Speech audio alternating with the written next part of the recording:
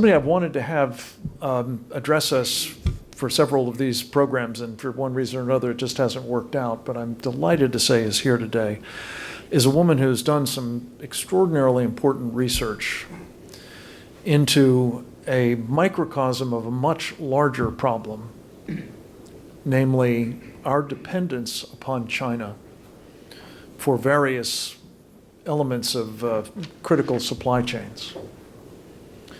Rosemary Gibson has focused in on the specific and extremely ominous phenomenon of our reliance on China for medicine, for antibiotics, for penicillin, for vitamin C, for heaven's sakes. Her book, China RX, Exposing the Risks of America's Dependence on China for Medicine, I believe is a bestseller. If it's not, it should be. Go out and get copies yourselves, because this is truly required reading, again, both in its own right and because of what it tells us about a larger situation we've gotten ourselves into and relying on the low bidder, in this case, Communist China. Rosemary Gibson, welcome. She is also, by the way, a senior advisor with the Hastings Institute. We're glad to have her, Hastings Center.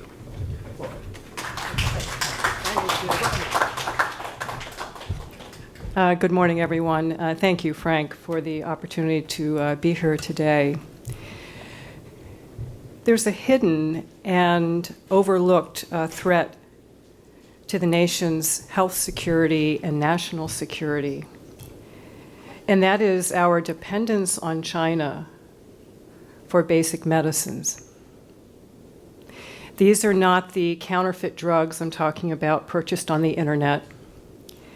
These are not the illegal opioids on the street. These are the medicines used at Walter Reed National Military Medical Center and military hospitals and clinics around the world. These are the medicines used at VA hospitals across the United States.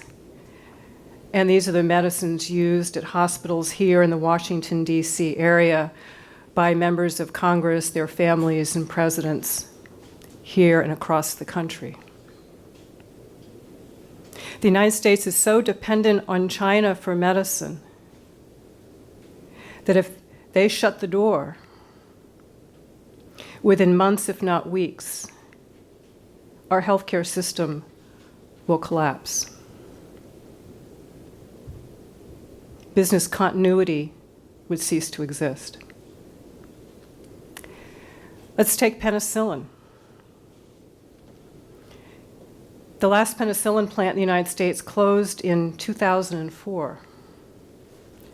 And how did that happen? A handful of Chinese companies got together, formed the penicillin cartel.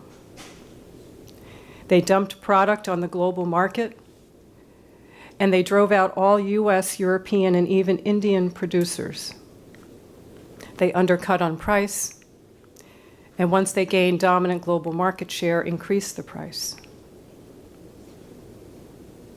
After the anthrax attacks, right here across the street and around the country, the United States government needed to buy 20 million doses of antidotes for anthrax exposure.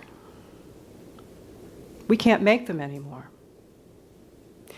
We had to go to a European company, a reputable company, and in turn, they had to get the starting material from a plant in China. Today, our manufacturing base, our industrial base to make generic antibiotics, which are most of the antibiotics Americans take, is virtually gone. In the late 1980s, Oak Ridge National Laboratory did a report of documenting where every single antibiotic plant was located. Names, contact information. There was a manual on how to repair them and rebuild them if they were destroyed. Now we have no manufacturing base to make basic antibiotics. When it comes to other generics, remember, are 90% of the medicines that Americans take. And we are on track now that within 5 years, maybe 10, probably not, but more like 5 years, the industrial base to make 90% of our medicines will disappear. And this is because of China's predatory pricing, a form of economic warfare, to undercut all other producers of medicine and causing the collapse of our industry here. And this dominance is global. It was a Dutch public television documentary that aired earlier this year, and someone from the Dutch industry, retired official, said, in the Netherlands, now we're concerned if we can't get supplies of our medicine from China if they withhold them. Even India, which is a dominant generic drug producer, it's dependent on China for 80% of the key ingredients to make their medicines for their industry. We're now seeing China selling from its domestic companies generic drugs made there and sold here, antidepressants, birth control pills, medicines for HIV/AIDS, Alzheimer's, Parkinson's, epilepsy, diabetes, even chemotherapies for cancer treatment. Our industrial base to make 90% of our medicines is on the verge of collapse. When we lose control over the supply of our medicines, we lose control over their safety. We're seeing the narrowing of the supply chain in a single country for these commodities that are essential for life.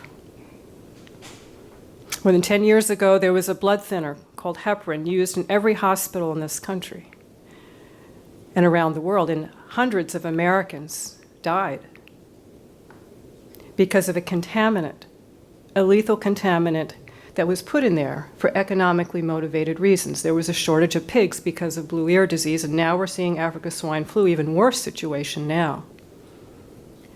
One of the victims was a 45-year-old Johns Hopkins trained physician, walked into a hospital in Arizona for a stomach ulcer, was admitted and got 2 large doses of this blood thinner heparin. Within 11 minutes, he went into complete heart failure, and all his other organs failed. The following week, his heart was removed. He was put on an artificial heart machine, and 2 months later, he died a horrific death. Most recently, contaminated blood pressure medicine with a carcinogen was distributed to millions of Americans, including members of the military and veterans. Once again, it was done for economically motivated reasons. And the worst culprit was a company in China whose blood pressure medicines had more than 200 times the acceptable limit of this carcinogen.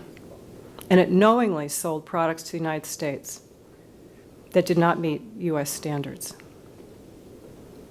10% of the generics that were tested by a company in the Yale Science Park failed to meet US standards.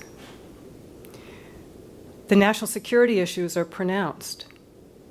Medicines can be used as a strategic and tactical weapon against the United States. China can withhold supply. It's already threatened the United States government with shortages. And this was before the kerfuffle over tariffs, way before. Medicines can be laced with lethal contaminants or have no medicine in them at all. As China gains control and knowledge of distribution channels, they could target certain populations and individuals with contaminated and lethal products. Our military, the men and women on the aircraft carriers in the South China Sea, are dependent on the adversary for basic medicines. It's no one's job, and this is one of the most interesting things I found in writing China RX. It took 3 years to figure out this web. The most interesting thing is it's no one's job in the US government to know who controls the supply of our medicines. No one has the responsibility to ensure all means can be taken, to ensure we have high-quality medicines. and an uninterrupted supply. So what to do? The first recommendation is to have a whole-of-government review of our vulnerabilities and recommendations to maintain what's left of our industrial base and to grow it. A model for this is the Defense Industrial Base report that was conducted and released in 2018 that was a result of an executive order. There's a draft executive order to do the same, to review where we have vulnerabilities from sole suppliers, fragile suppliers, from untrustworthy countries and producers. We need that same whole-of-government review for who controls the supply of our medicines. A second recommendation is that presently the Department of Defense and VA buy the cheapest medicine. Seems to make sense. Save taxpayers money. And generic competition is good, right? All American apple pie, because it lowers price.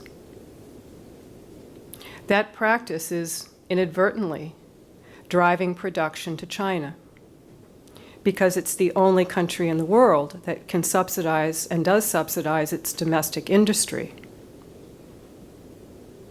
American taxpayers will be shocked to know that their taxpayer dollars are going to support the growth of China's drug industry, while our domestic industry is collapsing. So the DoD and VA need the flexibility to buy medicines based on value, not the cheapest price. And value encompasses price as well as from trustworthy suppliers on safety and considerations of national security. Private sector hospitals in the United States are already doing this. 1/3 of hospitals, their licensed beds, they've started to buy based on value. There are tremendous shortages of essential drugs that the United States faces. We're talking about last resort antibiotics to treat superbugs that we can no longer make in this country. They're changing how they buy medicine. So with new contracts, long-term contracts with trustworthy manufacturers, they're bringing some of that drug manufacturing back home. And the first 2 medicines they're buying will be made in Ohio. And these are last resort antibiotics that make the difference between life and death. We got to change how we use all the money we spent to buy generic drugs, to bring that manufacturing back home, and to allow members of the military, their family, and our veterans to have safe, high-quality drugs. I was contacted by a veteran who was in the Twin Towers on 9/11 helping pull people out, exposed to lots of carcinogen, and then he and his family get a notice that they were given blood pressure medicine containing carcinogens. We have to change that. It's not a matter of law, it's a matter of practice. The third thing we need to do is invest in incredible technology developed in this country for advanced manufacturing of pharmaceuticals. We can make, in a lab, in a university, the key ingredients for antibiotics in small doses in 24 hours.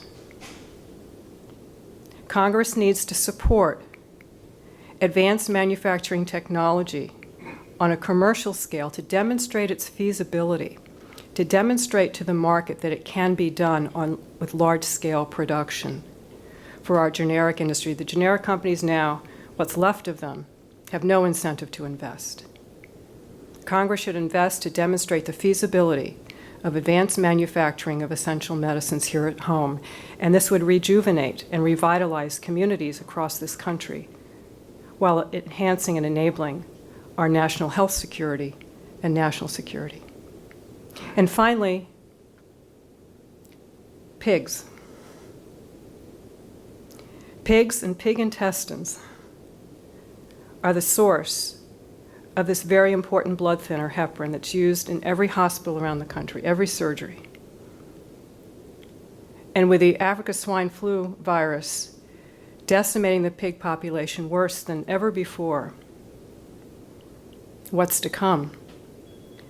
Shortages this fall will happen, and as China's population grows, as its health sector grows, as global population grows and demand increases, and there's only limited land carrying capacity to grow the pig population, this is the rare earths of medicine, pig intestines.